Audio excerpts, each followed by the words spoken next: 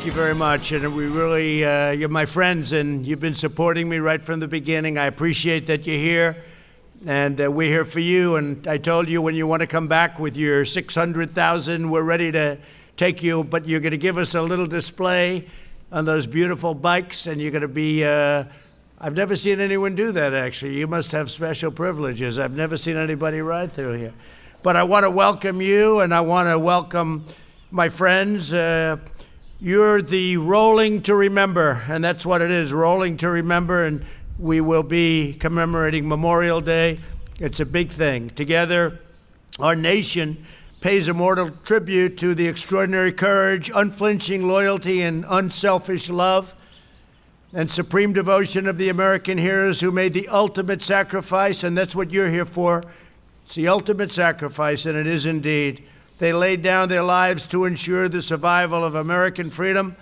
Their names are etched forever into the hearts of our people and the memory of our nation. And some of you, it's been very close, very, very close. It's very close to your heart. We'll cherish them and our Gold Star families for all time. We take good care of them. They're very special to us. Just as we'll always remember the nearly 82,000 Americans missing in action. We're joined today by Secretary of Veterans Affairs, Robert Wilkie. Where is Robert? Hi, Robert. Great job you're doing, Robert. You know, we got the Veterans' Choice and Accountability. Choice is when they wait for 2 months to see a doctor.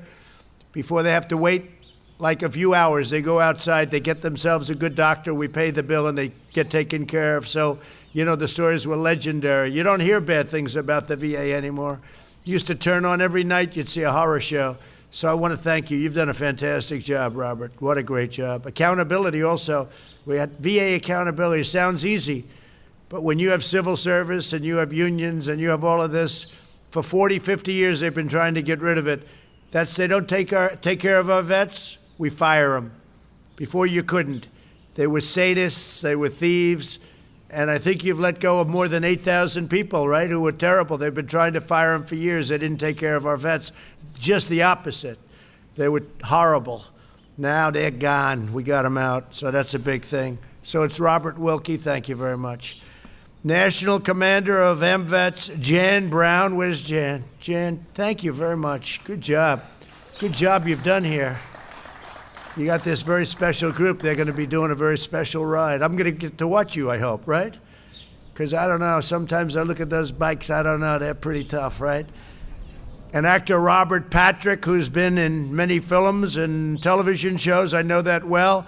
Most notably as T-1000 in Terminator 2. That's not too bad, huh?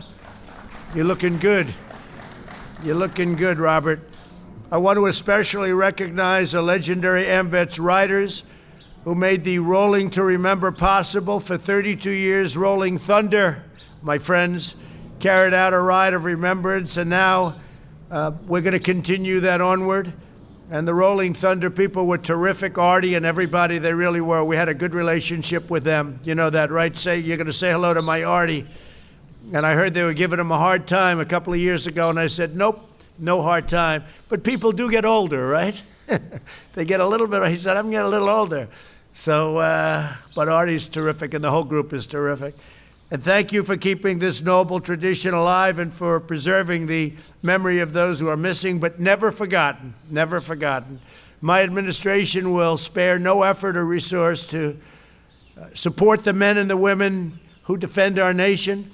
We've secured over $2.1 trillion in funding to completely rebuild American military with and think of that, 2.1 trillion, 2.1, not billion, you know, it used to be million. And then about 10 years ago, you started hearing billion, and now you're starting to hear trillion, right? So it's, I don't know if that's a good thing or a bad thing, but it's good when we're spending $2.1 trillion in funding on our military, completely rebuild the military. Our American military now has the greatest equipment, the finest equipment it's ever had.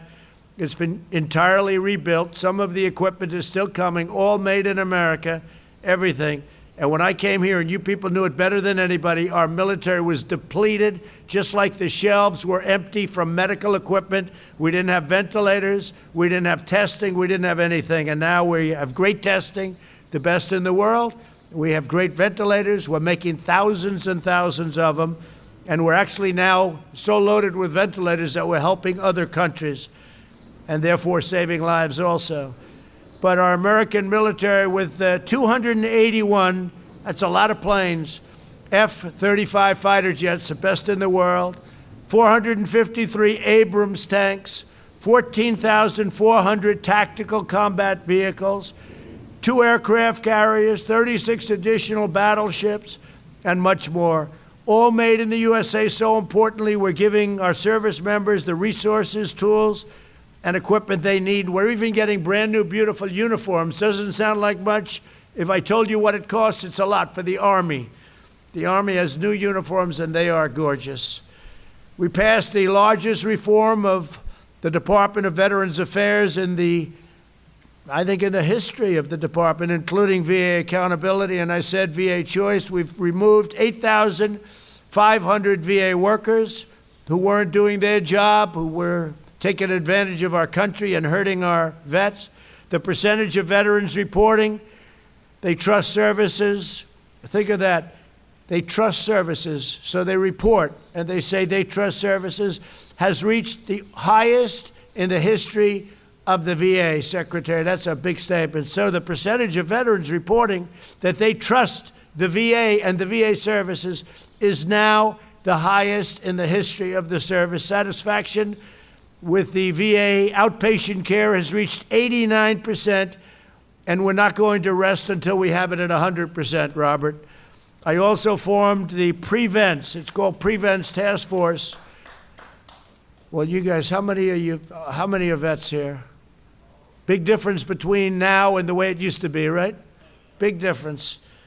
I also formed the Prevents. I got to be careful when I ask that question. Sometimes somebody could say, oh, we used to like it better. That would not be good, right?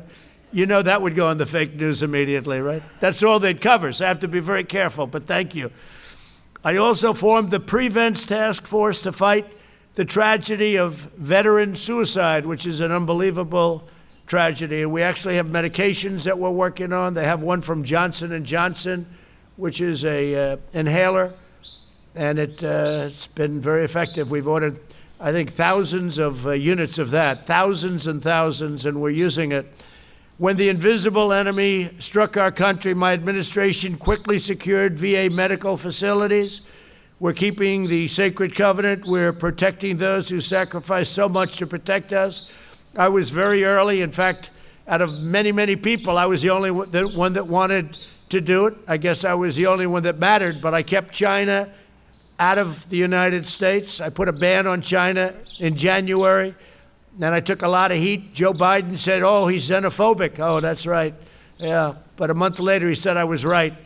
As you know, Dr. Fauci, a good guy, said, you don't need to do that. And then later on, when he saw that I did it, and when we kept thousands, tens of thousands of people out, he said Donald Trump saved thousands of lives, tens of thousands of lives. And we did. So we did it very early, and that was a very important, the ban on Chinese people from China coming in, because I was seeing how badly infected the one area, Wuhan, was. So I put a ban on, and everybody thought Nancy Pelosi a month later was in Chinatown in San Francisco. She's dancing in the streets of Chinatown trying to say it's okay to come to the United States. It's fine. It's wonderful. Come on in. Bring your infection with you. And then she said, he should have done it earlier, about me. And she's dancing a month later. These people are sick. Anyway, last year I signed the National POW MIA Flag Act, which requires that all federal buildings fly the POW MIA flag in addition to the American flag in the months, right? And you see them all over Washington now. And they could be separate from the flag. You could do a separate placement, or you could put it under the flag. In the months since, that righteous flag has proudly flown over the White House. You probably noticed it today. But that reminder is the work left, and we have work left, but we have to get it. We have to win the White House. Otherwise, a lot of the great things that we've done, we're going to do great with our economy. We're going to see, you already see it starting to happen. We're trying to get some governors, they're not opening up, but they'll be opening up pretty quickly. Today, I just spoke to CDC. We want our churches and our places of faith and worship, we want them to open, and CDC is going to be, I believe today, they're going to be issuing a very strong recommendation, and I'm going to be talking about that in a little while. But they're going to be opening up very soon. We want our churches open. We want our places of faith, synagogues, we want them open. And that's going to start happening. I consider them essential, and that's one of the things we're saying. We're going to make that essential. You know, they have places essential that aren't essential, and they open, and yet the churches aren't allowed to open, and the synagogues. And again, places of faith, mosques, places of faith. So that's going to see that, and you're going to see that. I just want to say you've been tremendous supporters of mine. The bikers, I call them the bikers. The bikers, for whatever reason, you liked me from the beginning, and I like you from the beginning. And I remember I went to Hilton Head, and I went to other places, and there'd be thousands of bikes outside, and they were all in support. And they actually said, no, we don't have to, because there was no room. We've never had an empty seat from the time I came down the escalator with our future first lady. Who would have thought, right? Remember they were saying, what's he doing? But there were a lot of people that thought we'd win, and we won pretty easily too. 306 to 223, that's pretty easy. And we went through a primary that was tough, and you were there with me. We went through an election, and that was tough, and you were there with me. Always there, the bikers. I think, what do I have, 98%, 95? We're trying to find who are the 3% or the 2%. We're looking for them, right? We're all looking for them. But I'll never forget, I made a speech in a place that was packed. You couldn't get in. I said, fellas, I'll do a second one. They said, no, we don't have to hear. We know what you're about. We know where you're coming from, sir. We're here to protect you. We're not here to listen. We're here to protect you. I never forgot it. I never felt so safe. And there were a lot of rough guys in that little group of about 1,000 bikes, by the way, maybe more than that. A lot of rough people, but I tell you, to me, they were beautiful people. But I never forgot that. We're not here to hear your speech, sir. We're here to protect you. And I thought it was an incredible thing. So you've been my friends. I want to thank you very much for it. Get those engines started. I want to see you guys drive around and drive as fast as you can, but don't get hurt.